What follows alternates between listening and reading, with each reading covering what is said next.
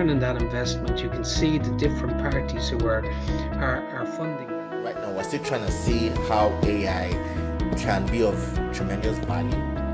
Good morning, everyone, from here in West Africa, if you are in West Africa, and to those joining us from other time zones, good day. Thank you for joining us at this Africa Hyperscalers Conversations, a global view, which is really our interview series with world leaders, where we explore ideas, decisions, and infrastructure shaping Africa's digital future.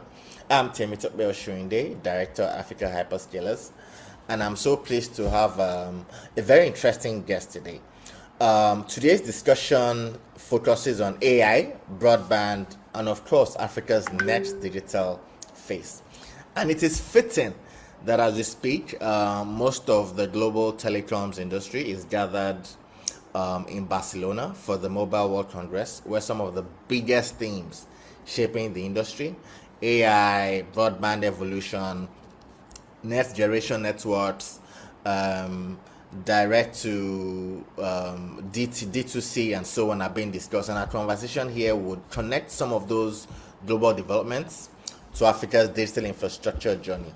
And at the heart of our conversation today is a question that many African policymakers, operators, and investors are grappling with as broadband and wireless markets evolve globally.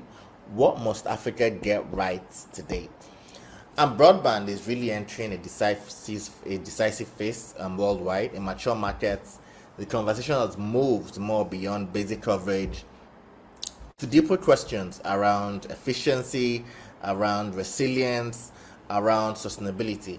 And obviously, that was also a strong theme at NWC, where the industry was talking around autonomous networks, AI-driven infrastructure, direct-to-cell, removing regulatory red tape, and then even some early talks around 6G.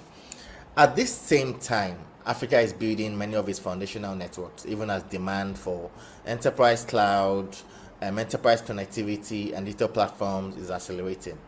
World Bank is investing about $390 million in Kenya to upgrade the digital infrastructure. Nigeria also is in that conversation. It's launching Project Bridge, about $2 billion project. It's currently getting about 80-90 million in commitments. And then moving to the operator-led investments, companies like C-Squared are also investing to expand cross-border connectivity, Abidjan to Monrovia. Satellite providers are getting into the conversation. Amazon, Kuiper, Starlink, you're launching services and so on.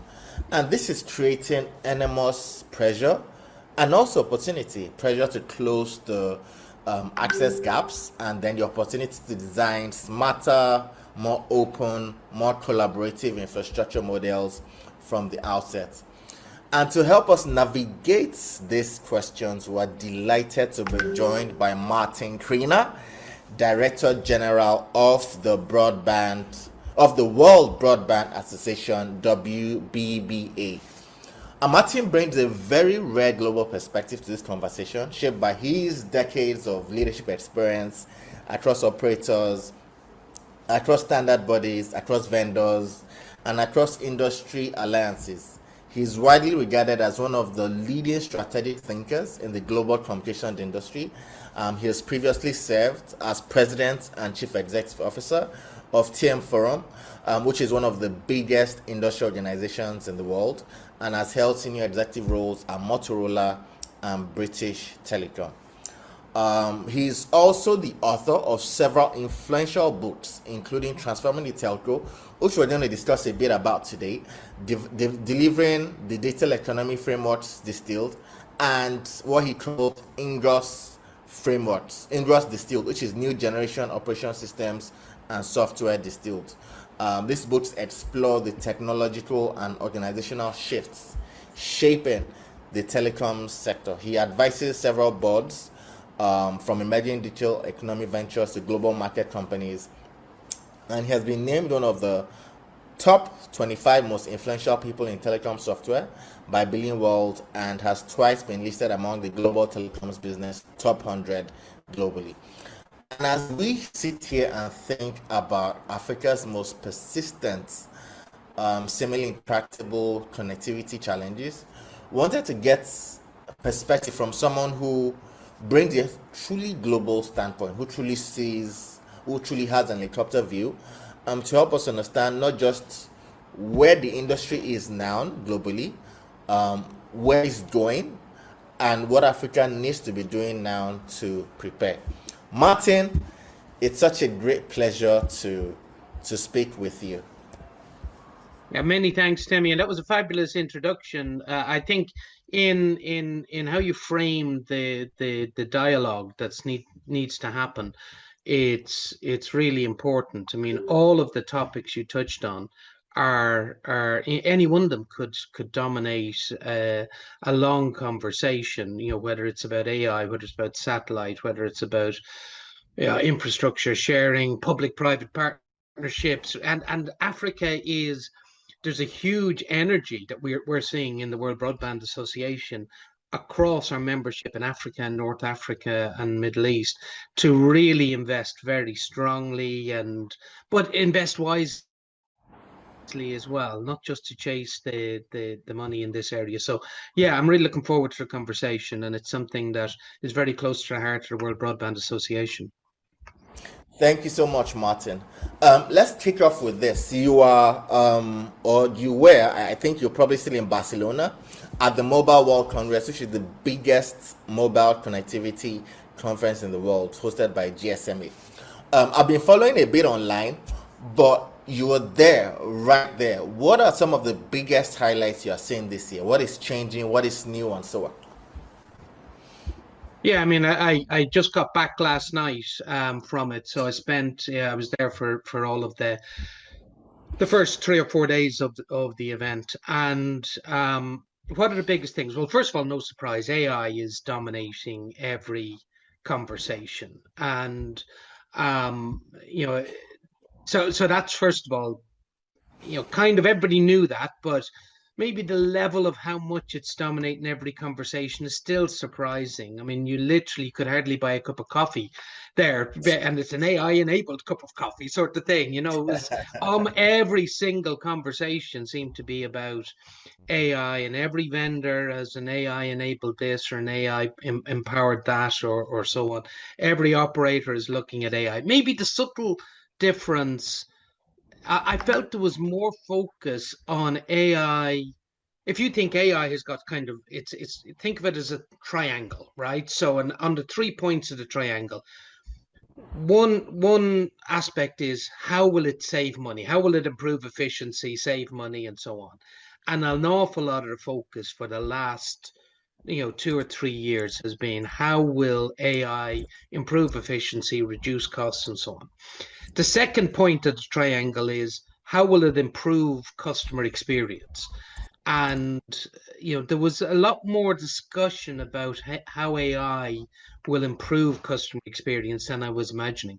But in particular, the third point of that triangle is how will AI help us grow new revenue? And that's the bit I'm most interested in because it's always easy, and maybe the last 20 years of the telecoms industry has been obsessed with how do we reduce costs in order to maintain a profitability. And every attempt that the industry has made in order to grow revenue has kind of struggled. So what we're seeing in the industry is it's a relatively flat line, maybe growing 1%, 2% a year on year. But there was a lot of discussions about using AI to grow new revenues. And do I believe any of them really have found a killer app? I don't really, but that isn't the issue. I think the issue or the exciting thing for me is that that's where the focus is now on. Of course, it's still on the AI as an efficiency engine.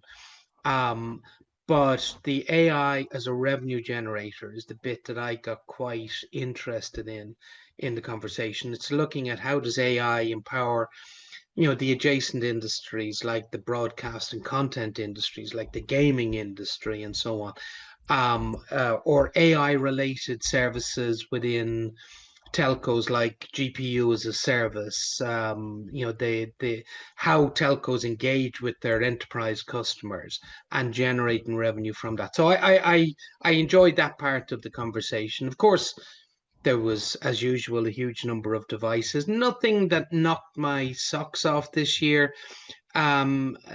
because I mean, I suppose these things get released as the year goes by, and very impressive phones and devices. A lot of interesting apps emerging again related to AI that are going to have a huge impact on the networks of the telecoms industry.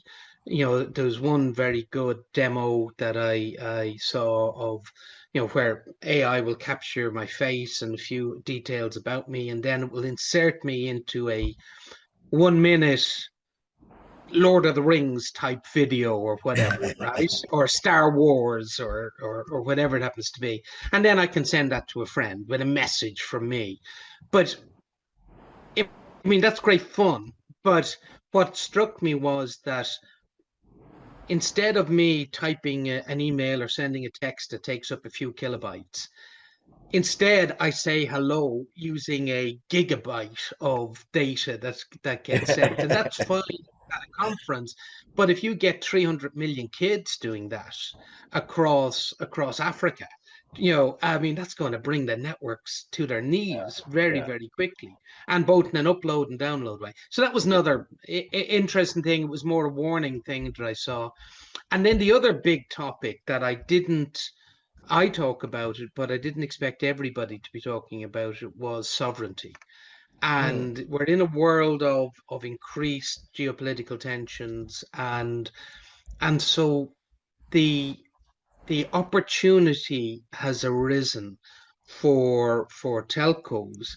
Every government wants some level of sovereignty, some level of independence from the giant countries that provide the core cloud AI technology, and so many operators were not just talking about their cloud offerings or their AI offerings, but they were wrapping it in a wrapper of this will give us national sovereignty in cloud and in AI.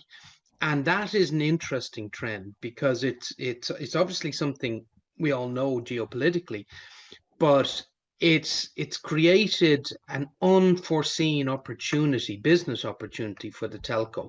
Because in most countries of the world, the telco is a relatively trusted sovereign player within the borders. Very often they have a relationship with the government, even if they're an entirely commercial company, they tend to be quite a trusted sovereign player. And so they are one of the first points of contact, or one of the first people that governments reach out to say, can you improve our sovereignty? And that creates a telco cloud business, a telco AI business that really didn't exist 5 years ago because they were all too small relative to hyperscalers. But now they have a golden ticket, which is, no, we are within the borders of this country and we are trusted by the government of this country. And so it changes the power dynamics a little bit in the industry, which I thought was interesting, and there was a fair bit of discussion about it.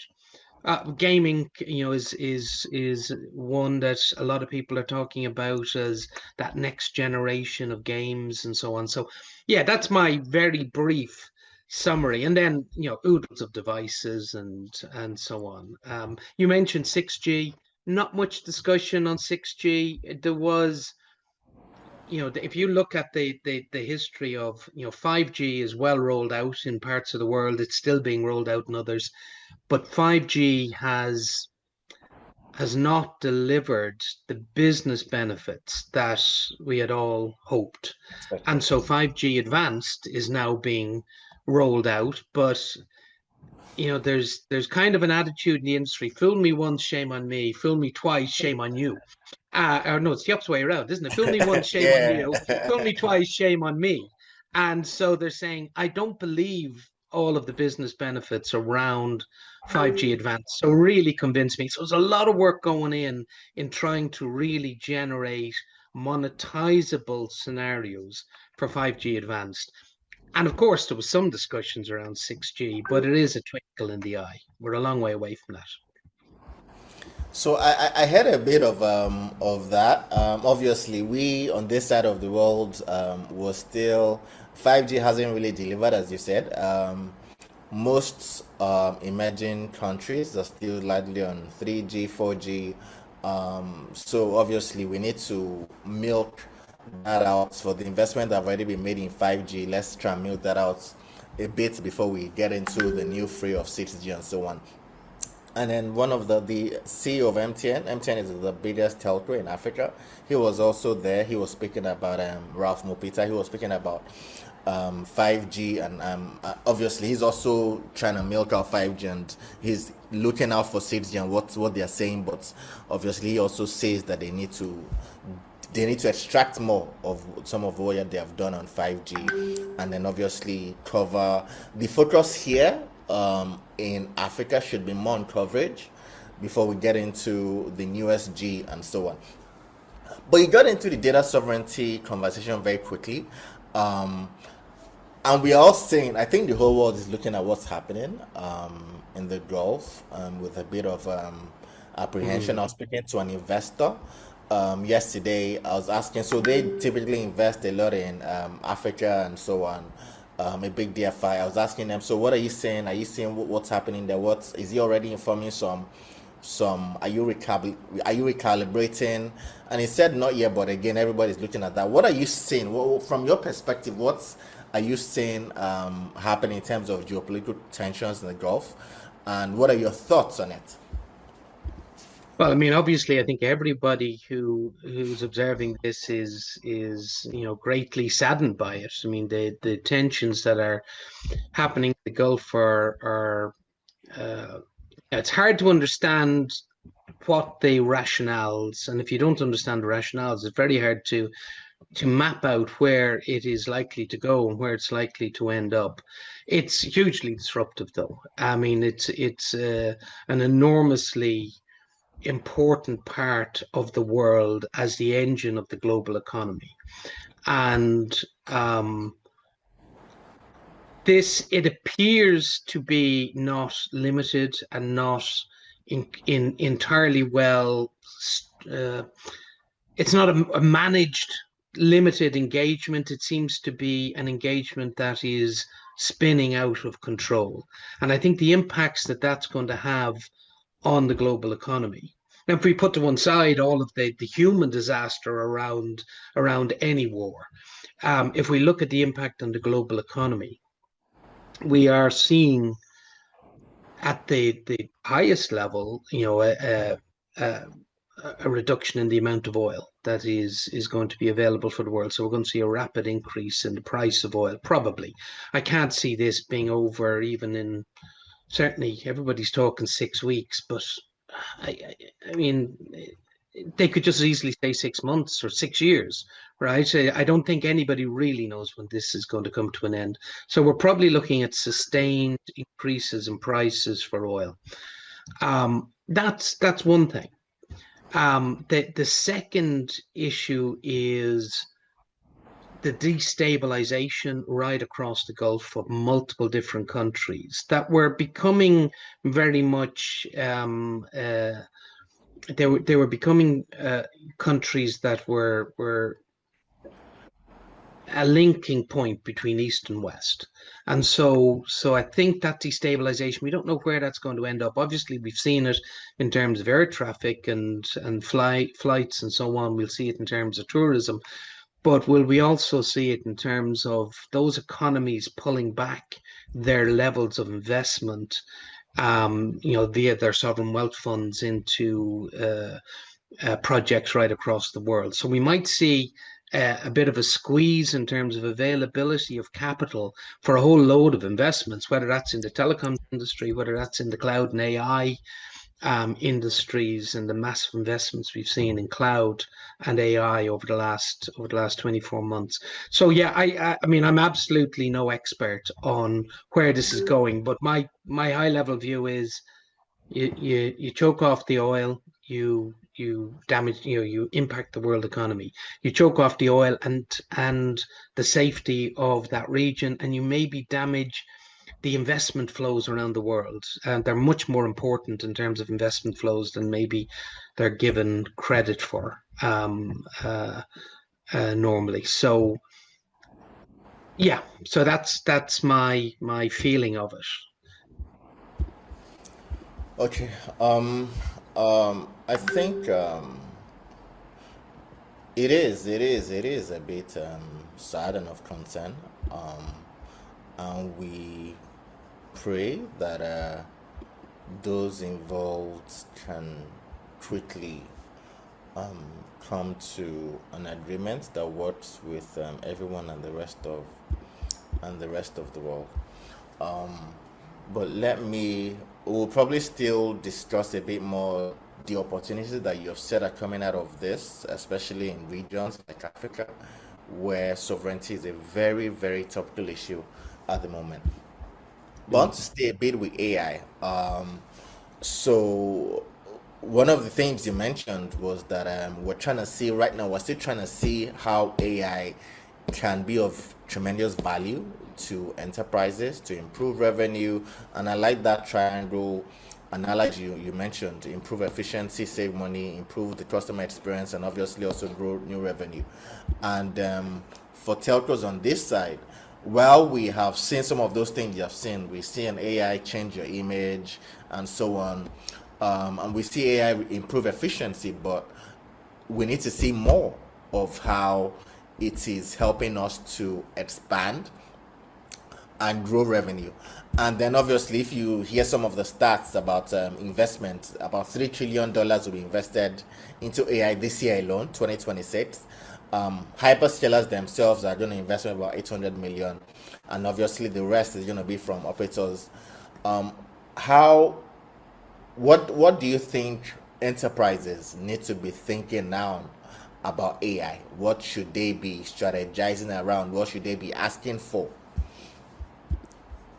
Yeah, I mean, I think first of all, that level of investment in AI it's not it doesn't feel sustainable. I think anything I look at in terms of the sustainability of that level of investment requires a return on investment ultimately, right? And there's some huge bets and some huge assumptions being made on where revenue is going to come from. But that those bets seem entirely disconnected from where the business models are, and the business models have not really been developed for how to monetize that that AI investment. I mean, there's obviously some monetization going on, but nowhere near enough to justify the levels of investment in the share price. The other thing that people don't talk about is that investment in AI is not like investment in fiber or something like that. There's a longevity to an investment in fiber infrastructure. Investment in AI is perishable, right? I mean, the Nvidia chips of 2026 are an order of magnitude better than the Nvidia chips of 2023. And I assume the Nvidia chips of 2029 will be an order of magnitude better than the Nvidia chips of 2026. So we're in a position where the business model has not been created. And I wrote an article about this about a month ago, but we're in a position where the business models haven't yet been created. We've put in this huge wave of investment, probably not going to get a return on that investment for a while. And until we work out our business models. And by the time we've worked out our business models and beginning to implement them successfully, we're probably going to need a reinvestment of the exact same amount of money because all those old chips are going to be relatively, derelict. And so who wins in that situation? Obviously, whoever makes chips wins. Nvidia is going to keep winning. Whoever builds data centers, they're good. Data centers are pretty gold as well, because that's got a longevity.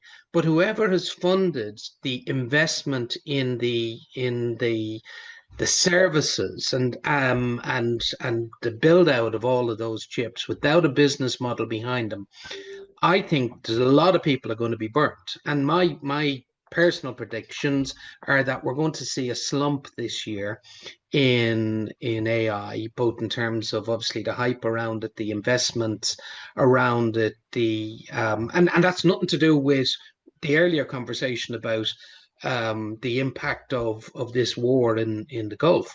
But we're going to see a slump of investment in AI, and that will probably cause a retrenchment, a rethinking of the business models. We're going to see a lot more credibility in those business models. We're probably going to see a reinvestment around, my guess is around 2029, for that next phase that is going to be a more credible and well thought out investment phase that will run out to over say 2029 to 2033, which will actually pair quite nicely where when I see 6G beginning to roll out. So I think we're probably in for a 3-year slump in AI, and why that's important for for Africa as well is that there's lots of parts of the world that are lagging behind on AI. The AI divide is growing. It's not just the digital divide, it's the AI divide. But I think we're about to head into quite a fallow period in AI investment, which gives us 3 years to get our investment ideas and plans and business models in place. So it's actually not a bad situation for the people who are lagging behind. It's a relatively difficult position for the people who have put in all this investment over the last 36 months. But I think it does open up an opportunity for the market followers in this area, and if we can go after it now. Thank you, and I like how you let me rephrase that. You're one of the you have an unconventional thought about AI. Quite a lot of people who I speak to say they're all in on the AI gold rush. But again, it's sitting back as you have done and looking, you would sort of think, what is the business case around this? Is this like the proverbial gold rush of the earlier days where the only people who benefited were the guys who were selling shovels and Yeah, everybody that's else was, exactly it. yeah, interesting. But I like how you And ended with Nvidia is how, selling shovels. Nvidia is selling shovels, and people who build out data centers are selling shovels or selling wagons or whatever the analogy would say. But the people who are really thinking they're going to make a fortune on this, maybe not. I mean, ultimately, I'm actually positive on AI. I just think the hype has gotten ahead of it. The investment has absolutely gotten ahead of the business models, and one of I had a lot of conversations about robotics in a session there about a month ago, and I see robotics paired with AI, which is it's culturally maybe slightly scary, but from a business point of view, I think that's when it really begins to take off, and I can see a combination of AI plus robotics and augmented reality and the next generation of telco networks, and as being a combination that is really going to create some really interesting business models, and it may well create a great opportunity for the telecom industry, because as those things come together, what we're going to see is a change in direction of traffic. At the moment, nearly all traffic is coming down from the clouds down to consumers. Relatively small amounts are going back up. User-generated content generates a fair bit of traffic and so on. But still we're seeing the bulk of the traffic coming down from the cloud. But as we move into robotics and augmented reality, what we're probably going to see is first of all, it's going to be cloud-based AI for robotics. So they'll be sitting in the edge. And you can imagine the scenario of a robot waiter in a restaurant with 40 cameras, high definition cameras or 4K cameras, looking all around them and sending that information in a massive stream up to the cloud for the cloud to analyze it in a few milliseconds and send back down the very small message to say, yes, that is a fork, and you pick up that fork, and so you're going to see this massive uplink with a relatively small downlink. And the reason why that's important is the current mobile networks in particular are constructed for a very different model. And one direction of travel for this is to say, well, operators will just reconfigure the network so that the uplink bandwidth is better. But my view is that this creates an opportunity for operators to sell an entirely additional service package. So you can pick up your phone and you can have a great download package and so on, and you can stream and watch movies and all that sort of stuff. But if you want to be a player in the AI economy, you have to buy a second package, which is configured for excellent wide pipes on the uplink. And that will the telecoms networks, the mobile and fixed, become essentially the gatekeepers for who can be really successful in AI. And it creates a once in a generation opportunity, I think, for the telcos to create a brand new, really substantial revenue stream that they haven't had for 25 years at this stage, 20 years for this, so that's one thing I'm looking at closely. I think it's the real kicker on AI is probably going to be paired with the kicker on the robotics and the kicker on AR, because AR is kind of similar. You're wearing glasses there. They may well be AR glasses for all I know. But what you will find is that I just turned down my phone there. You'll be sitting there with your AR glasses and you're walking down the street and you're being fed information regularly based on the cameras, feeding information up into the cloud, and you're getting sale offers and do this and visit this, or the cameras are looking at every single face that you're walking by and they're telling you which people you actually know, because you get to my age and you see people you recognize but you can't remember their name, so there's going to be so many applications that emerge, and every one of them that I think of is cloud sitting in the edge, or in a central AI sitting in the edge, or a central cloud.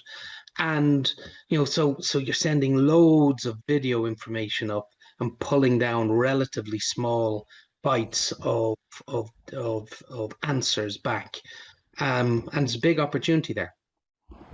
And I think what you have said, it's actually what we're also seeing. Global traffic patterns obviously going to change from more of the historical downlink to uplink now, as everyone is potentially an AI generator. But now this brings us into this conversation around innovating new services for telcos brings us into an interesting part of of the conversation. And I found your book, Transforming the Telco, quite interesting, because it also reflects some thoughts I have had as an operator of a couple of years. So consulting, back end, front end, and so on. And I see that telcos, I don't know whether it's maybe it's partly on the same, it's probably on the same side in the global north. On this side, we see competition on the same thing. So let's give an instance. An internet service is an internet service. It doesn't matter whether it's an MTN that is providing the internet service, or it's a fiber provider, or it's another ISP. It's an internet service. And so what they compete based on is price, maybe a bit of speed, but at some point those will be the same. Your book argues that telcos are at a structural crossroads where for them to fully adapt, they have to gradually move to platforms. So moving from price competition to platform competition. Can you talk a bit about that? Can you explain what that means and the whole synopsis of the book, Transforming the Telco? Yeah, I mean, the first argument is that there's lots of different futures, and the book lines out a lot of different futures for the telco, ranging from being just a pipe, a dumb pipe, a utility, where other people send stuff over, a telecoms network, and that all of the profits tend to sit with the people who are sending the stuff over. It's the contents, the services, the platforms, and they reap and gather all of the available profits, and the telco essentially gets a utility level of profit, 6% or 7%, which is not a bad business. In fact, why many people invest in the telco business, to get a reliable return utility level of profit. And so that's one potential future. It's not one that most telcos want to go down the road. Oddly, lots of investors are reasonably happy for the telco to go down that road.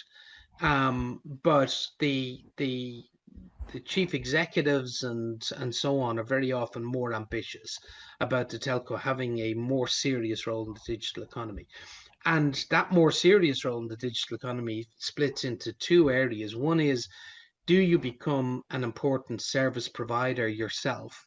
Do you become, over the last decade, what we've seen is operators trying to become quite a dominant player in content, in movies and so on, in sports content, trying to find a role that where they not only gather the traffic and the utility profits, but they also harvest the profits from the service itself. But of course, they're competing with dominant platforms, and the dominant platforms very often have the advantage that they can be global, whereas telcos are very often you know focused on a country or a region. And so it can be hard to really compete with the larger platforms. And so my argument is that telcos need to find a way to compete with those larger platforms. Now, last book was written 5 or 6 years ago, this before the AI emergence. And one thing, I'm kind of revising a chunk of this at the moment to say that the traditional platforms, we may well find, I don't know, booking.com or Uber Eats or whatever, those platforms may well get destroyed by AI, because a lot of those platforms are based on an economic benefit that derives from matching up buyers and sellers in a convenient fashion. And once you move into agentics, then you don't necessarily need you don't need convenience anymore. So your personal agent will happily go out and check 1,000 different hotel prices for you without needing to go to a booking.com platform.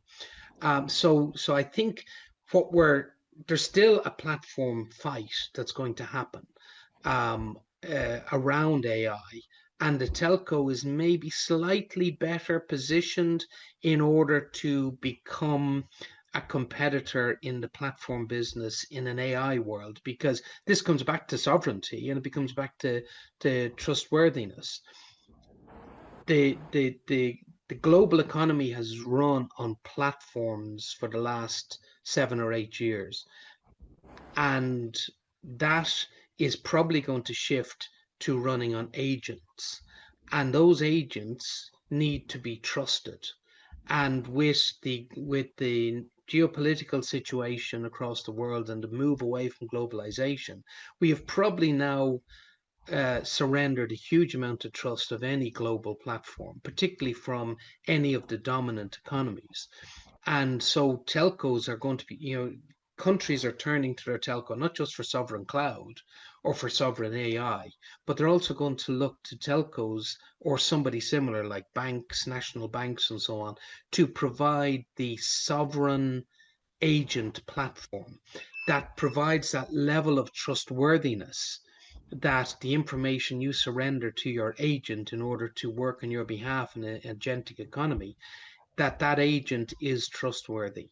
So I think that there's a big opportunity emerging for telcos, maybe it's banks, maybe it's other national champions, to really start attacking the profit pools of the globalized platforms and bringing them back inside the telco. And that's certainly one thing I'm advising telcos to begin looking at. We're at least, my guess is 3 years, 5 years away from consumer agentics being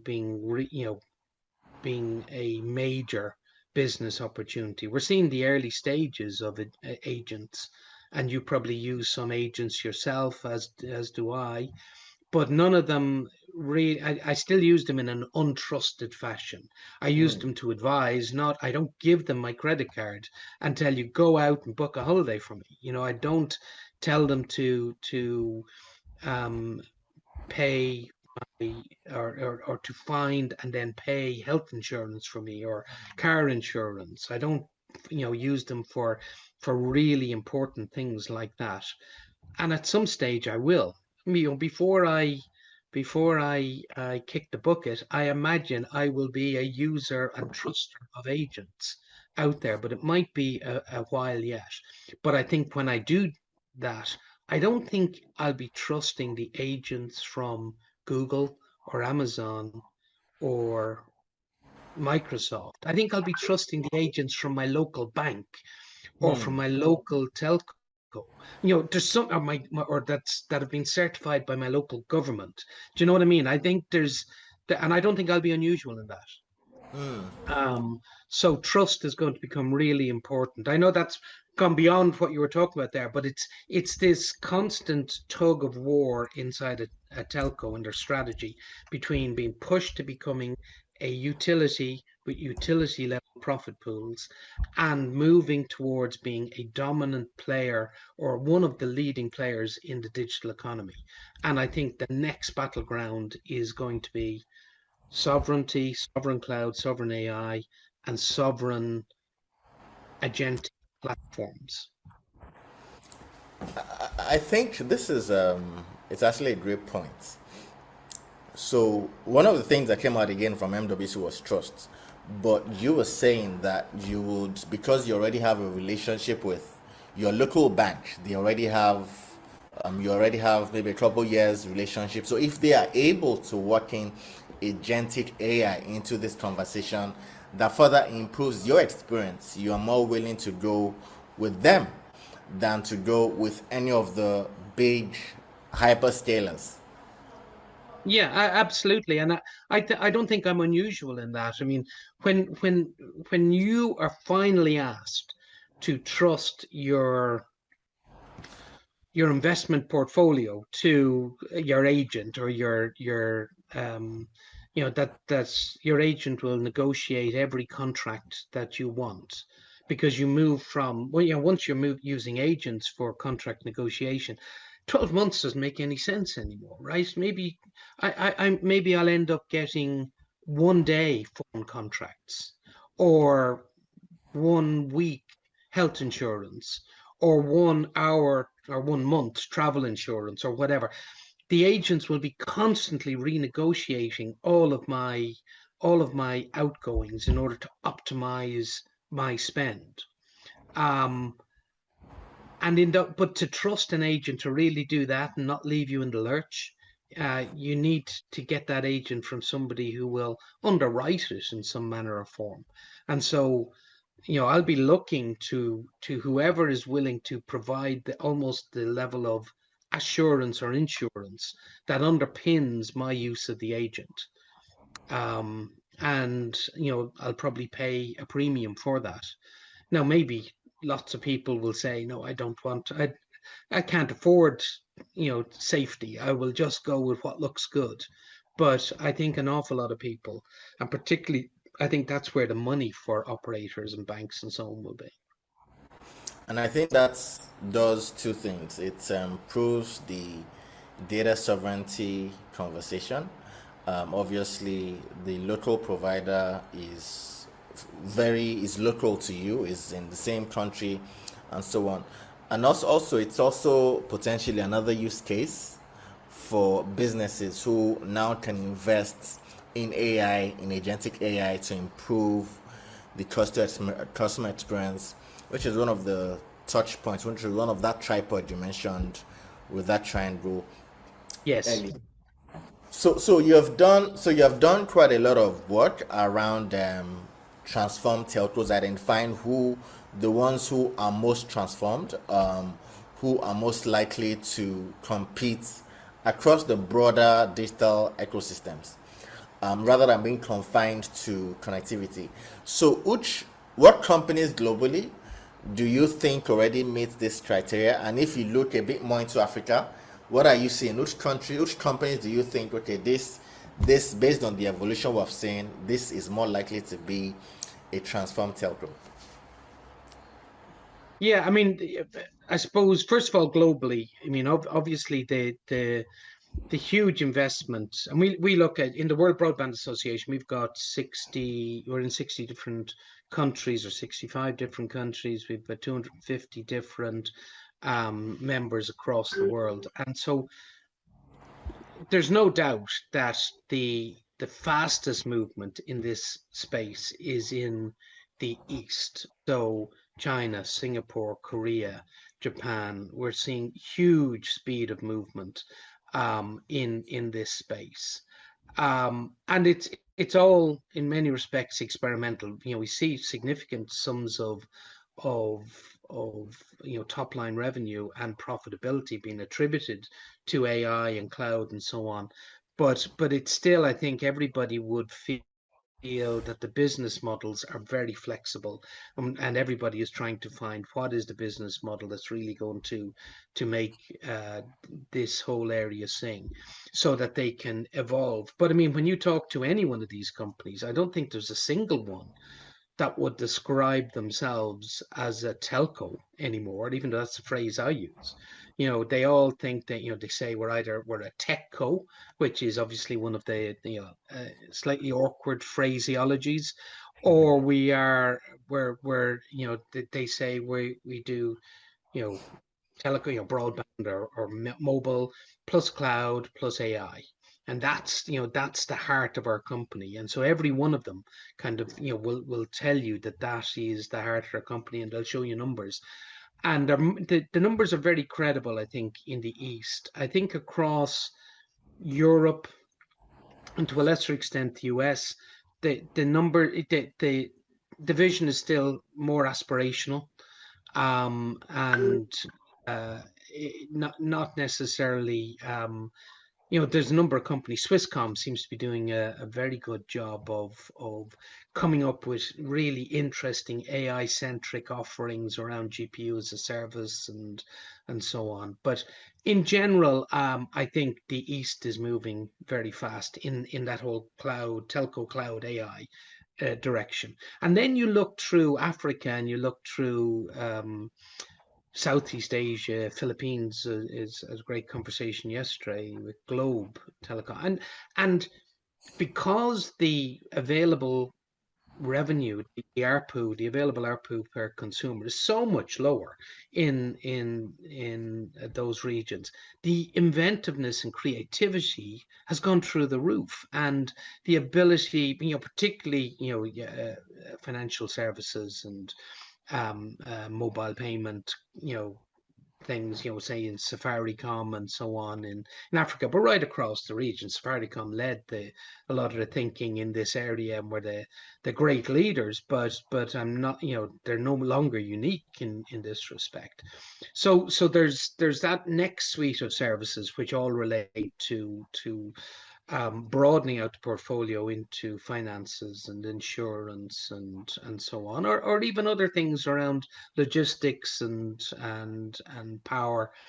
So yeah, if I was looking at Africa specifically, I would say, Safaricom is one that has really been flexible.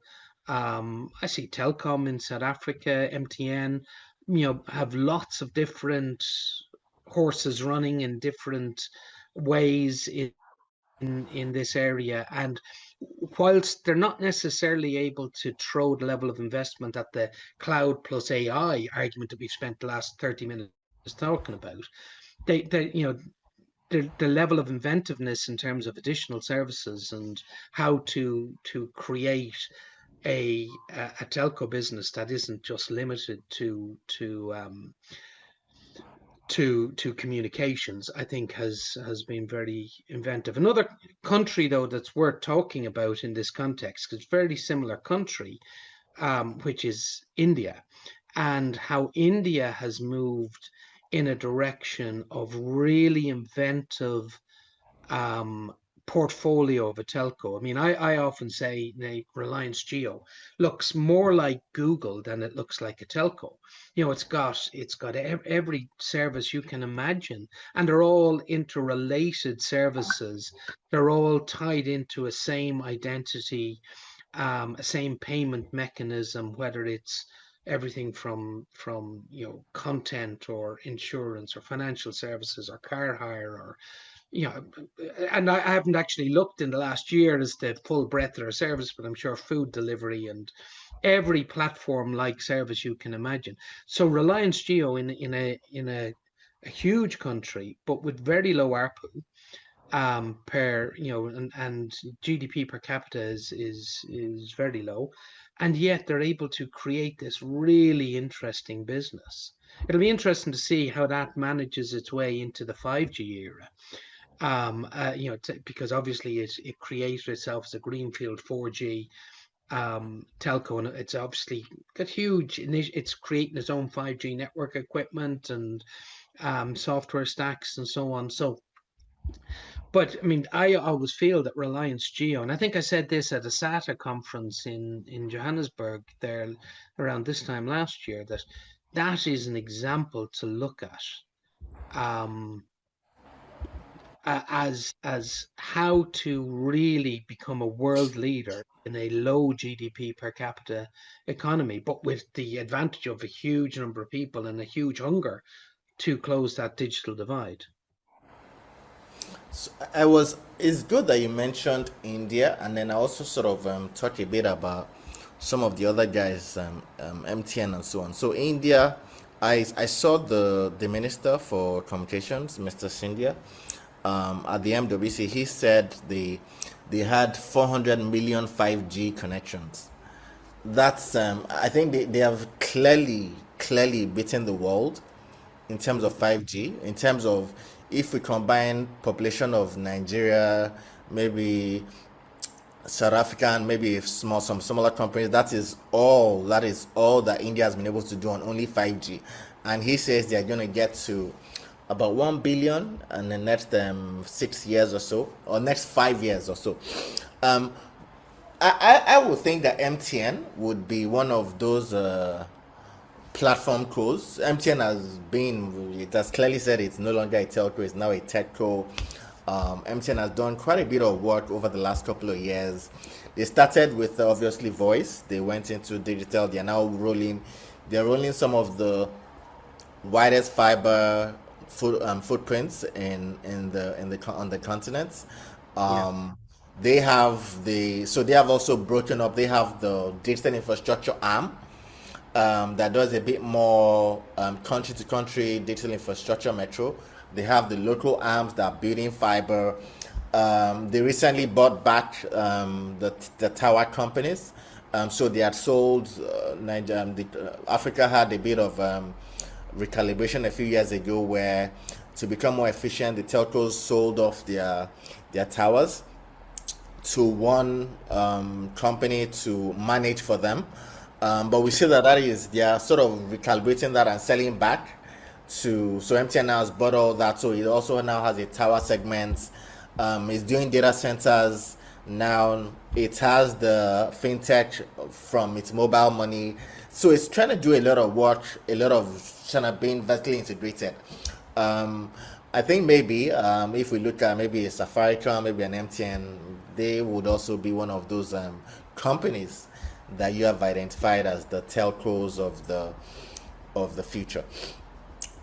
And then, so now to quickly go back to um, the core industry now. So one of the things we see in this part of the world is infrastructure is limited. Operators are trying to build, right?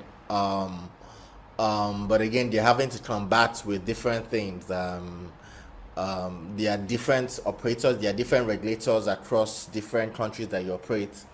And even within those countries, there are also different states and so on. So you're engaging everybody one on one, and obviously that will slow infrastructure rollout. And again, a lot of operators are building. So in some ways, infrastructure is concentrated in specific highbrow areas where the commercial viability is more apparent. And then in non-commercially viable places, people don't really invest as much. But so that now ensures that multiple people have same infrastructure in same places, right? Mm. Yes, so everybody, you can have as much as 10 operators build within the same place. Um, Meanwhile, maybe one or two is required. One, then maybe another one for redundancy or so on, and all the operators can potentially use. So infrastructure sharing is a very key theme um, in Africa today. Infrastructure sharing from the fiber perspective. I talked about how towers, they have been able to share infrastructure on the towers. So there's one operator that is providing service for everybody. But we're not seeing quite as much infrastructure sharing happen. What can happen? How can sharing realistically go in Africa from maybe it's backhaul or uh, fiber or whatever? What examples have you seen in more matured markets where regulation is a bit now regulation has cut off to some of this, and some of these more mature markets have years ahead of us, who are just starting off in what how would it what do you think infrastructure sharing can evolve, how can it go, and what tips can you give to um, operators and ecosystem players, regulators, and so on, who are sort of trying to shape this new industry? Yeah, I think, I mean, sharing is, it's a very complex topic, right? Because on the, and you say that say Europe is ahead on regulation in this area, but the reality is that there's pulling and pushing opposing forces here between regulators who want to find ways to help an industry be more efficient, and fears that regulators have that all you're doing is you're creating collusion between players, and that the loser in that scenario will be the consumer. And I would say a regulator's policymakers, certainly for the last 20 years and maybe still going forward, is their main focus is, can we make things better for the consumer, even if it damages the industry itself? And so you find crazy situations in different um, countries across the world where there are just, there's a massive amount of deregulation, so you get dozens of different providers in the same city, duplicating each other's work and so on. I was in Sao Paulo, in Brazil, uh, about 6 months ago, and they were describing the situation that they've gotten into for broadband provision. Broadband provision was very poor and very slow. It took months and months and months to purchase broadband. And so a government back around 2016 deregulated broadband provision. And there was an explosion of broadband providers. And now they have over 20,000 broadband providers in Brazil, right? 20,000. 50,000, right? And with dozens in each township, and the ability to just add different in the poorer parts or even in the wealthier parts. And so an organization has emerged to represent those. I mean, that it's called Abrint in Brazil. I think they claimed actually it was 22,000 members or something they had, right? So and now the government is trying to say, how do we backpedal out of this situation? Because obviously, yes, they solved the immediate problem of it's very easy to get a fiber connection, but the quality of the fiber connection is poor. And none of those tiny little companies can afford to upgrade to the next generation of technology and so on. And so they found themselves in this impossible situation. So deregulation is not always the answer. In fact, it's rarely the answer. It's clever regulation is the answer. So the same is true in everything from power from towers to core and transport networks and so on. That it needs to be done very carefully. I mean, obviously, from a regulator's point of view, if they allow too much sharing, you might end up with cartels essentially and collusion that damages competition. You've got technical complexity because it's very hard to, if three of us are sharing towers or sharing network elements, and how do we track down problems and fix problems, and who's to blame for something not working and so on. That so maintaining quality of service can become very difficult, and then that leads to commercial disputes that end up in courts because I'm pricing this much for that portion of thing and you're pricing that much, and we run into service level agreement pricing issues. There is a whole sovereignty thing because very often these they a big tower company that takes over the towers of multiple countries doesn't necessarily have the individual interests of an individual country in at heart. So you start losing sovereignty over critical um infrastructure or critical data. And then you might find you end up with large towercos who become overly dominant, and suddenly the tail is wagging the dog, and you end up in that bad situation. So the rationale for sharing in any of these areas is strong, but it needs to be done in a really managed way. And I'm and this is just me personally, I always think that take baby steps in that sharing, because when you move too fast, you probably will break something, and everybody will lose because it's hard to be profitable as an operator. It's hard to be profitable as a supplier. Consumers get burnt. If they don't get burnt today, they'll get burnt tomorrow on it. So you need to move maybe more slowly. Thank you so much, Martin. So direct to sell was quite strong at the and over the last few weeks, it's been direct to sell this, direct to sell that. So direct to sell has been a very strong theme at MWC, and there's also some of sort of a resurgence of satellite operations. Geo is trying to make its way back. Leo, obviously, Kuiper, Starlink, they're growing Yeah. across Africa. Um, how can African ecosystems now begin to think about it doesn't matter. There is a popular saying, it doesn't matter whether a cat is black or white, as long as it catches mice, it's a good Yeah. cat.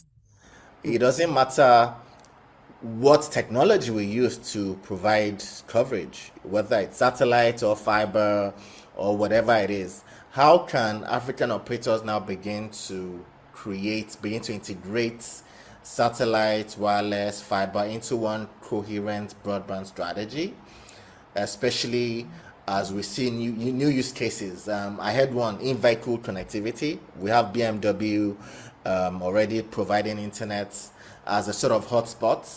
Mhm. How can we begin to take advantage of this and sort of create integrated connectivity?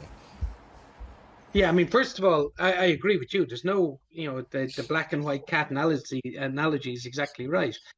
Um, in I'll talk about broadband first of all. So I'll talk about the concept of fixed broadband. So that's not so much direct to cell, and then we'll talk about that. But in fixed broadband, there's a definite hierarchy in most people's minds saying, if you can do it, roll out fiber, right? Because fiber is going to give it's the best quality. It's got the most longevity. You put fiber in the ground, it's probably still going to be working in 70 years' time.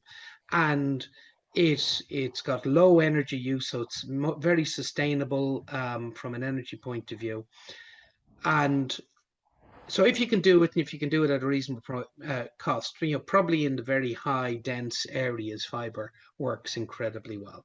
And then the next step is, if fiber is a bit too expensive, maybe you roll out fixed wireless access. So maybe 4G, 5G, 5G advanced fixed wireless access. And that then covers, so if I said 75% fiber or 70% fiber and 25% FWA, and then there's places where you're just not going to get good FWA.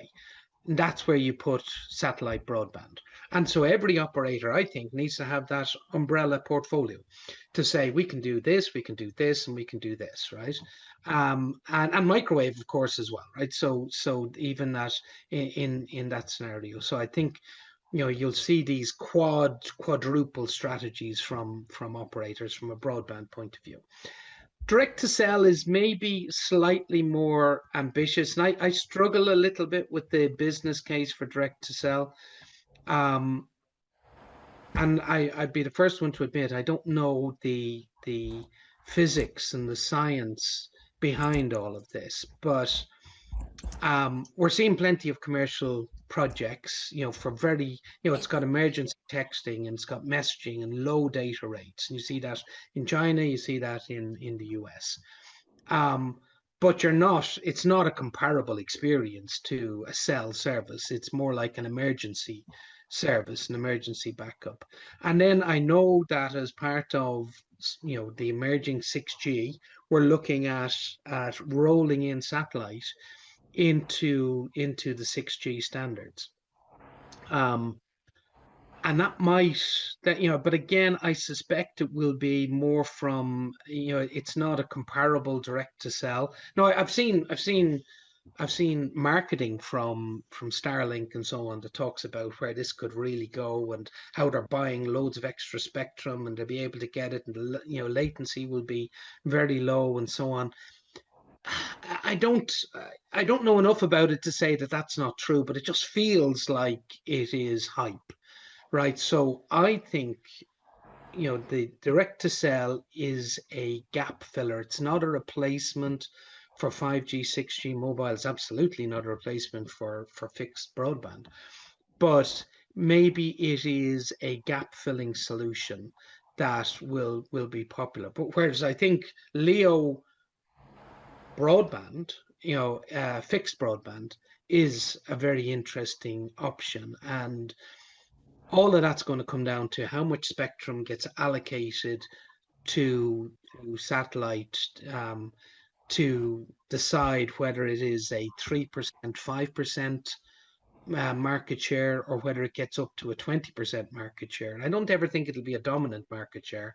I just don't think, you can just get so much more bandwidth through the fiber and through hollow core fibers and so on. I don't ever see it as being the dominant player, but it could be an important player. Direct to sell, maybe more, I view it as more niche, but let's have a conversation in a year's time and maybe I'll eat my words. Yeah, so we'll see. We'll see how that goes. So now let's sort of look at what, from a policy perspective, what policy frameworks do you typically see? What policy interventions have you seen have been able to unlock collaboration in emerging markets without undermining competition or investment incentives? So maybe you can have a look, take a look at more of the global south, and then we can also look at some of the more emerging countries. What you're seeing, how you're seeing policy really put the industry, the telecoms industry, on steroids. Yeah, obviously, we actually in the World Broadband Association produced a thing called the Broadband Investment Guidebook. And we produced a global one which looks at what are all the best policies in different parts of the world that have worked, and how, what works in certain types of countries versus what works in other types of countries. And it looks at things like demand side incentives, supply side incentives, direct and indirect incentives, and so on. And, you know, voucher systems and the first answer is every single policy has actually worked somewhere, right? That's what I find fascinating. If I look at Chile and South America and I see, oh, this type of incentive worked there, but that type of incentive failed terribly in Greece or in the Ukraine or whatever. So the first step is to understand, all of the different catalogs. And I think we had about, 80 different, initiatives that we've been cataloging that can work. And then it's you can't just say apply them to Africa, because Africa isn't a country. Africa is, as I'm preaching to the crowd here, but it's so many different, GDPs and so many different cultures and so many different geographies and so on. And so you start applying these ideas on a national basis, or even on a subnational basis, in a rural incentive in Namibia versus an incentive to, in a city like Cape Town, or you know wherever, right? Nairobi. So I think that there is that, but in general, supporting things like we talked about, sharing of infrastructure. I think on the supply side, that's really important. I think voucher programs on the demand side have to be done really carefully, because it's very easy for a government to say, we're going to, it's not easy, but if they have the money and they can get World Bank support and so on, yeah, we can do $5 in, subsidy on the purchase of X or whatever. That needs to be really closely managed and controlled, and can just be a waste of money. Public-private partnerships, I'm quite a fan of PPPs, and being involved in a minor way with a PPP that's been put in place in Gambia, for a major backbone fiber ring to be put in place across the country. And that's really interesting approach, because you can see that investment's relatively, it's not a huge investment. It's a $50 million investment, so it's big enough for a relatively small country. But you can see the return on that investment. You can see the different parties who are funding that, and they can see, they can build a 50-year ROI on that type of investment, and they can see where it will go beyond that. So I am a fan of PPPs as a way of de-risking, particularly rural infrastructure. I think in city infrastructure, it's not necessarily not necessarily as strong an argument. And then there's the wholesale thing, really trying to support the wholesale business in the country. A lot of countries focus more on retail, and wholesale, I think, getting a nice balance in terms of how you support wholesale operators rather than just the retail operators. So that would be my general sense. But you know, all of your listeners, read the WBBA's Broadband Investment Guidebook. And we produced a specific one for Africa, and published it 12 months ago. So on how to approach broadband investment in Africa. Of course, it all eventually comes down to money, and can you find people who are willing to take who can do the sums and see the return on investment. And in many cases, broadband is a nice. It's already the right sort of investment for a lot of these guys, because it's got that longevity, that 40-year, 50-year relative assurance. It's, by and large, a lot of it is sitting below the ground, so it's relatively protected. And it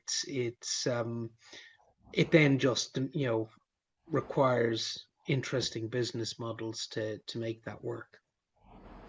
So I'm sure I'll reach out to you I'll look out for the broadband, Do the drop me a handbook. note. I'll send Yeah, the you one for Africa. that, Yeah. and you could have Okay. a read of that. That's something we produce Okay. for our members. Yeah. Okay. I would like to read that. So now from the WBBA perspective, because you have helped create new ecosystems and so on, what does what does effective ecosystem building in broadband really look like? Who needs to be in on that table? What roles should they have? For instance, assuming government, operators, vendors, funders, global platforms, hyperscalers, what do they need to do to create an efficient ecosystem, an efficient broadband slash digital infrastructure ecosystem? Yeah, I mean, obviously you've just hit it there in terms of the size of and the scope of that ecosystem. If I look at the members of the WBBA, obviously the operators and the traditional vendors, the Huawei's and so on, are at one side. I call that the supply side of the ecosystem. There's a demand side of the ecosystem, which is the consumers, of course, but the enterprises, they getting the enterprises to really engage with the supply side of the WBBA is really important. And that's banks, manufacturing, healthcare, and so on. And then you add in the hyperscalers and the as we've talked on this conversation, the AI providers, whether it's the providers of the large language models and small language models, whether it's the model aggregators, whether it's some of the chipset vendors, might be software stack players who are feeding into set top boxes and so on. So there's all of these players in any conversation within the WBBA. These players have, join, and they have conversations with us about how they can plug in. So I had a conversation with a company there yesterday or the day before yesterday. It's a develops a software stack for set top box, but it's an ultra low cost software stack for a set top box, so that you can particularly targeted at the African, Latin American market and so on. I thought, well, that's reasonably that that's the first conversation I've had with on that particular topic. But then I get fiber vendors. I had a meeting with one of the largest fiber vendors in the world, and they want to play in this space as well because they need to understand what's coming down the road. I had a conversation with the investors and investment banks and private equity funds who, yeah, maybe things are changing with this problem in the war in the Gulf at the moment. But what we're going to see is that traditionally for the last 5, 10 years has been a lot of available capital for investment, and the weakness is actually knowing where to invest. And so one of the conversations is how can we help do that matchmaking from WBBA knowledge base, to link the investors with the capital to the investment projects that have sensible ROI projections. So that's another part of the ecosystem, that kind of dragon's den matchmaking. And then there's device, players, particularly players with devices that are in the home, the Wi-Fi 6, Wi-Fi 7 players, the fiber to the room players.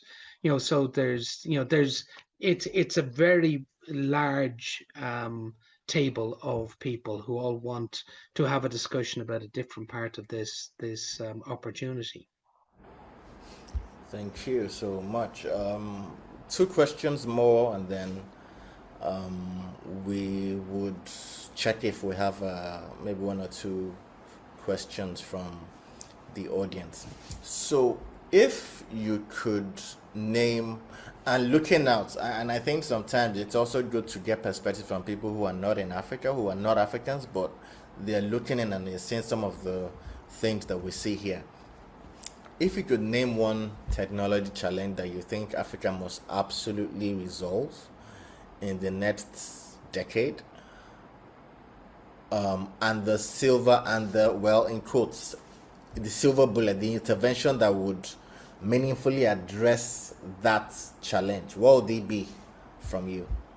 Well, I mean, I've no doubt whatsoever that um, power, energy, power is the biggest problem I would perceive as an outsider looking in. The availability of power, the stability of power, so that uh,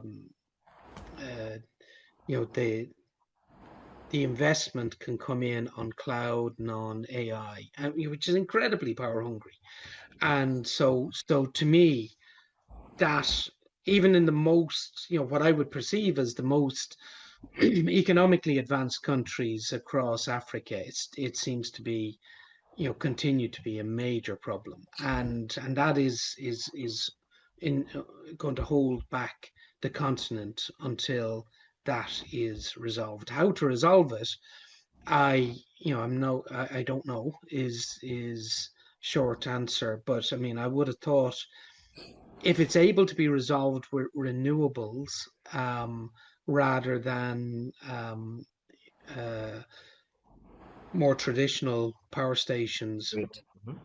that will make it very attractive to out. It make it give it a longevity, but it would also make it very attractive to outside investors.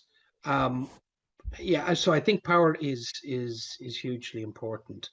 Um, there's many other topics but that's the one that I instantly feel is important. Of course, I want fiber everywhere, right? I mean, subsea cables.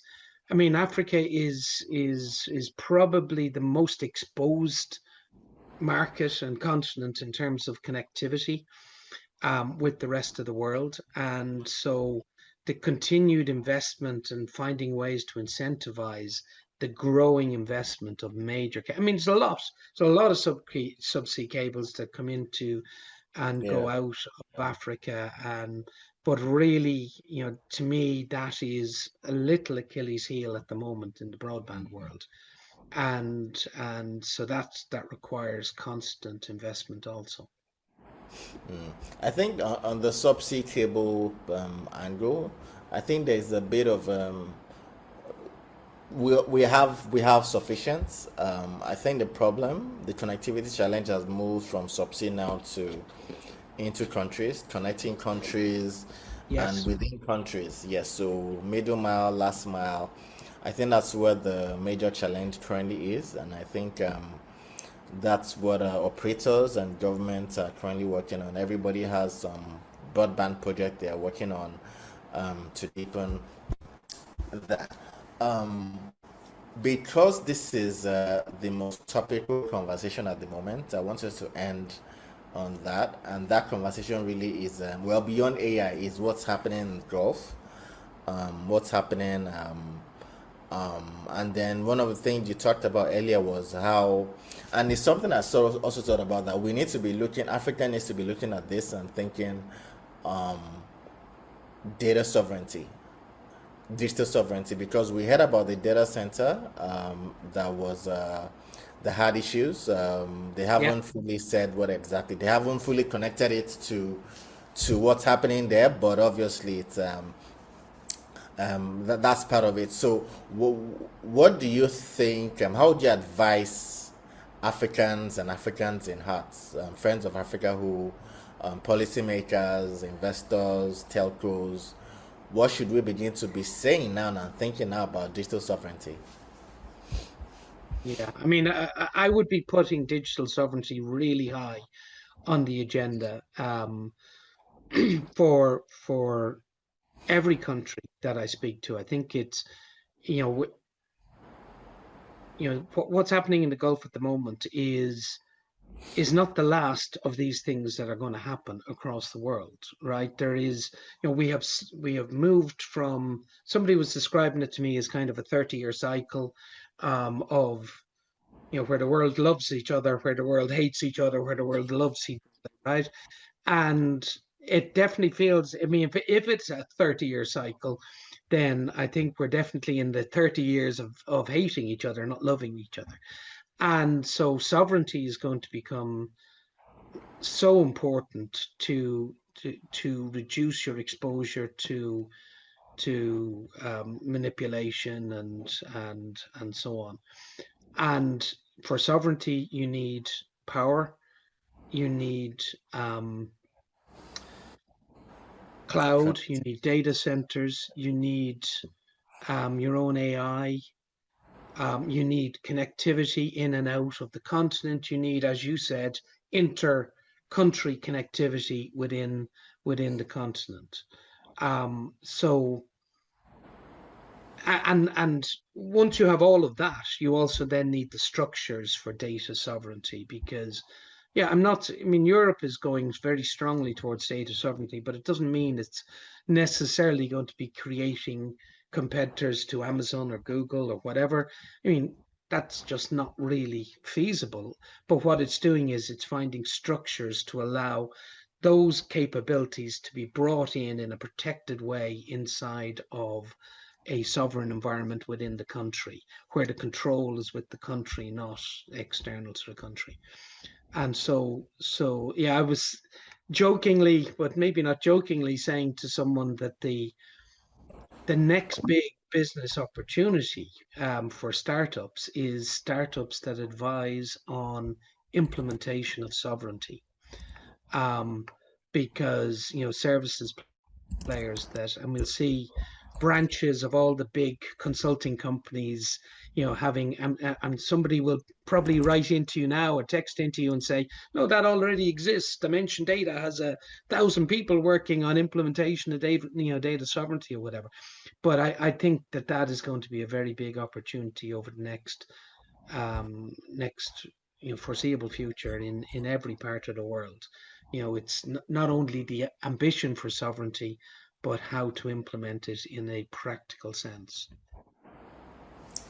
Thank you so much, Martin. Thank you for sharing such insights with us today. And I find particularly valuable the perspective that you have given us around, for instance, data sovereignty, and that powerfully resonates with what we're seeing here today, what we're seeing globally today, and obviously AI. How we also need to begin to get in on AI, but also not on the hype, but finding a way to to make it work for us. And then you have powerfully described some use cases, agentic AI and so on, that we can begin to localize and improve the experience in that triangle you have mentioned. And the themes we've broadly discussed today around infrastructure sharing, around intelligence networks, around connectivity, integrated connectivity, around AI and so on. They are decisions that will shape Africa's data infrastructure for decades to come. So, Martin, we're very, very grateful for your time. I know you have a very busy couple of weeks, and we're happy that you're able to give us this time to sort of That's just great. bring this global perspective to this discussion. And to everyone who has joined us today, thank you for being part of the Africa Hyperscalers Conversations, a global view. We should have another one next week, this time for the global data center space. We'll send some information about that shortly. We look forward to continue these conversations with you as Africa builds out the next phase of digital infrastructure. Thank you all so much and have a great day. Thank you so much, Martin.